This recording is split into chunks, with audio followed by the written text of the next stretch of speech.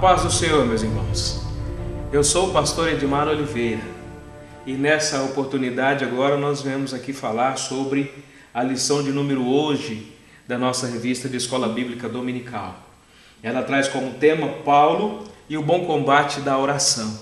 E é interessante nós observarmos alguns fatos interessantes aqui, na verdade aplicada. Traz aqui uma profunda verdade realmente e que pode nortear a vida da igreja. Quando a igreja descobre o valor e o poder da oração intercessória, seu alcance se torna maior e o seu poder sobressai onde quer que esteja. O que nós vamos aprender aqui, na verdade, com o apóstolo Paulo, o autor, o pastor Abner faz questão de nós observarmos isso, é justamente o quanto Paulo dá valor à oração. A oração é algo muito importante e é fundamental que nós possamos então estar fazendo uso dela.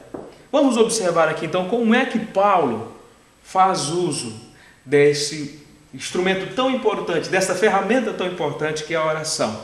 Veja bem, eu quero aqui extrair, observar algumas questões aqui dentro da própria lição em si, para nós podermos desta mesmo tirar algumas verdades. Haja vista que essa é a principal ferramenta que você vai ter para poder estar ministrando as lições, então eu tenho certeza que vai ser de grande valia, de grande ajuda a você, professor. A introdução diz assim: qualquer um que leia sobre o trabalho missionário de Paulo, seus diversos talentos naturais e dons espirituais, não deixe de se impressionar pelo volume de trabalho por ele realizado por amor ao Senhor Jesus. Isso é verdade. Lemos e meditamos acerca desses consagrados servos de Cristo e sob várias óticas, sua trajetória ministerial, seu ensino e filosofia, mas notamos de que um de seus grandes segredos era ser um combatente fervoroso na oração. Olha bem como ele começa essa lição, que fantástico. Veja bem, um combatente fervoroso na oração. E nós sabemos, irmãos, que se nós quisermos ser bem-sucedidos na nossa vida cristã, é necessário nós exercermos uma vida fervorosa de oração. Vamos aprender um pouco com o apóstolo Paulo então a respeito disso? Olha bem, o tópico 1 fala do exemplo de Paulo na oração. Como é que nós vamos entender o exemplo de Paulo? Primeiramente, ter consciência do chamado ministerial que nós temos. Acima de tudo, todo crente foi chamado para exercer o ministério da oração, o ministério da intercessão, que é fundamental para a vida de qualquer pessoa. Paulo, entendendo que ele era um combatente da oração, ele se esmera a estar orando, e nessa vida de comunhão, de aproximação com Deus, ele entendeu que ele precisava depender de Deus. Através de quem? Através de Cristo. Isso só poderia ser feito de que forma? Acima de tudo, através da oração. Não tem possibilidade, querido, de nós vencermos na vida cristã se nós não exercermos uma vida de oração. Paulo também, ele fala mais a respeito disso, Paulo e os demais companheiros de combate. Paulo não está só nessa vida de oração. Para nós podermos exercer com eficácia a nossa vida de oração, primeiro precisamos ter a consciência de que nós não conseguimos vencer sozinhos. Nós precisamos de companheiros, de pessoas que nos dêem uma cobertura de oração. Nós precisamos de companheiros que somem juntamente conosco no processo da evangelização, no processo da pregação da palavra, no processo de vida relacional, de comunhão. E Paulo compreendeu isso. Por isso que nós observamos na lição aí que Paulo tinha uma disciplina quanto à prática da oração. Ele era disciplinado. Quer ser bem-sucedido? Seja disciplinado. Quer ser bem-sucedido? Lembre dos seus companheiros enquanto você ora. Quer ser bem-sucedido? Aplique a semelhança de Paulo essas verdades que nós estamos falando aqui nessa oportunidade. Olha, quem eram os companheiros de Paulo na oração que a Bíblia cita? É bem verdade que nós não temos a possibilidade de falar de todos, mas nós observamos aqui que ao longo do Novo Testamento nós vamos observar Barnabé, Silas, Timóteo, Epáfras, e muitos outros que talvez nunca venhamos a conhecer, mas que era companheiro dele nos momentos de oração. Paulo trabalhava muito também essa circunstância da oração no Espírito.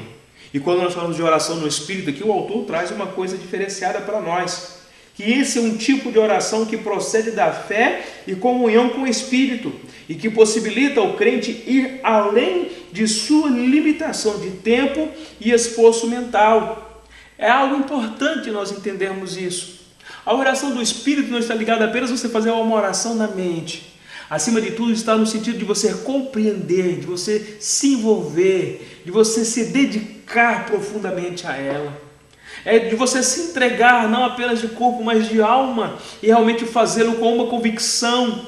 Deixar que o Espírito realmente tome a sua vida de tal forma que ele tenha a direção para te fazer compreender e te orientar de como você deve realmente pedir e o que realmente pedir.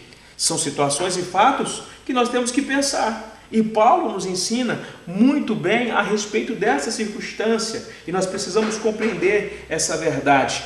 Uma outra coisa interessante aqui do texto que nós não podemos deixar de dizer a respeito do orar em espírito. Veja bem, orar no espírito então significa ser seguido, ser guiado, aliás, e fortalecido pelo Espírito Santo em oração. Deixa o Espírito falar ao seu coração. Deixa o Espírito tocar a sua alma, porque se isso assim acontecer, com certeza a sua visão irá se abrir, você estará sensível à vontade de Deus e saberá como conduzir a sua oração e a sua vida cristã cotidiana no dia a dia. Observe uma outra coisa, o tópico 2 fala, combates de Paulo em oração. Paulo combateu fervorosamente, à semelhança de Jesus. Paulo era um homem que constantemente orava, era um homem que constantemente buscava a presença de Deus. Ele era um homem que estava sempre intercedendo. Em quase todas as cartas do apóstolo Paulo, você vai observar que ele inicia falando a respeito de oração, falando do íntimo da sua alma e do desejo que ele tem em ver os irmãos, mas que antes disso ele já está se dedicando à oração em favor daqueles irmãos. Independente dos problemas que eles estão passando ou sofrendo, mas Paulo se esmera, derrama lágrimas diante da presença de Deus em favor dos irmãos. Por quê? Porque ele compreende que essa oração copiosa, essa oração regada com lágrimas, ela faz com que essa surta efeito diante da presença de Deus.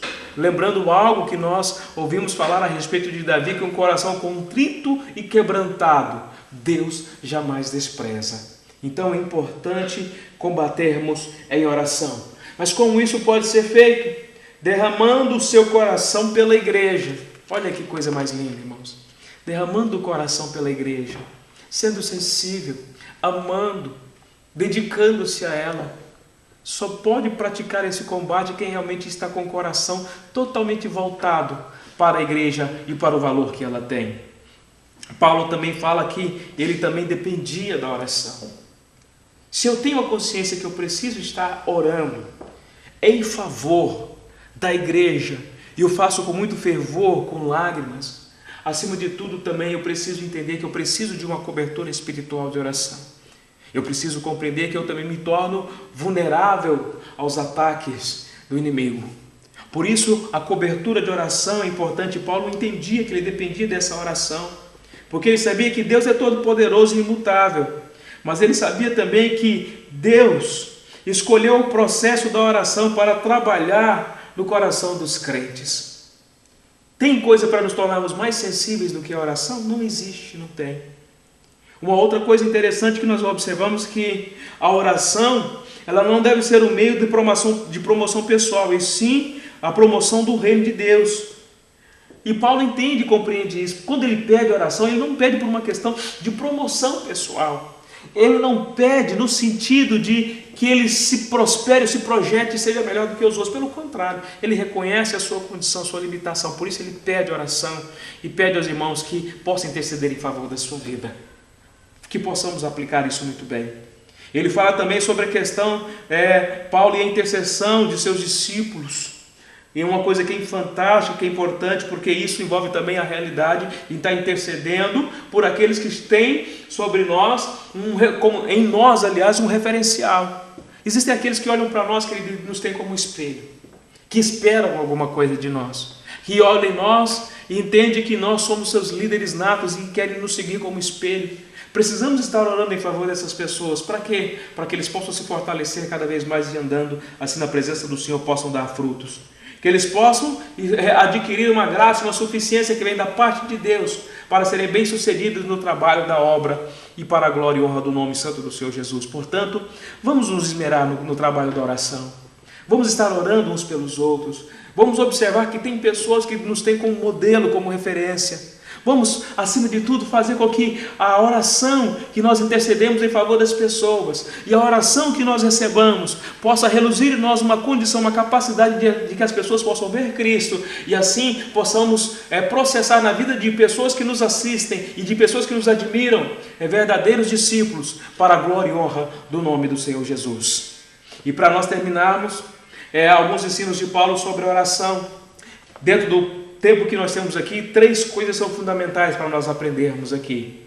Na oração, nós precisamos perseverar, igual está em 1 Tessalonicenses capítulo 5, versículo 17. Precisamos ser perseverantes na oração.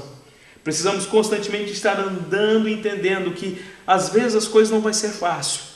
Tem vezes que quando você vai orar, existe até aquele dito popular que diz que parece que a nossa oração não sobe ao teto.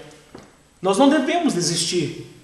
Devemos continuar orando, persistindo na oração, entendendo de que o Senhor está a nos ouvir e que daqui a pouco Ele entrará com a providência em nosso favor. Uma segunda situação é orar com intensidade. Quem persevera tem que orar com intensidade, com muita sinceridade, abrir o coração realmente para Deus, contar para Ele os mínimos detalhes, aprofundar mesmo, entender, abrir o seu sentimento, com lágrimas, com sentimento, com vontade, com gana às vezes, mas fazê-lo com muita convicção, porque isso é importante, isso faz parte da armadura cristã. E por último, para nós podermos fechar aqui, com abrangência. Não podemos ficar apenas no nosso pequeno mundo. A oração, ela precisa ampliar. Ela precisa começar na adoração e exaltação do nome do Senhor, no reconhecimento do seu senhorio, chegar e atingir, querido, as áreas da nossa vida, ampliar para o nosso contexto familiar e entender e compreender que ampliando o contexto familiar, nós vamos alcançar a sociedade da qual fazemos parte, vamos alcançar o município, vamos alcançar o estado, vamos alcançar o Brasil e, por fim, todo o mundo. Tem que ser uma oração abrangente, tem que ser uma oração altruísta, que tem o objetivo não apenas de se beneficiar, mas acima de tudo, de beneficiar todos quantos necessitam da graça misericordiosa do Senhor. Que Deus possa lhe abençoar e que esse subsídio possa lhe ajudar a ser bem-sucedido na ministração dessa lição e que a graça do Senhor esteja sobre a sua vida. É o que nós pedimos e agradecemos a Deus em nome de Jesus. Obrigado.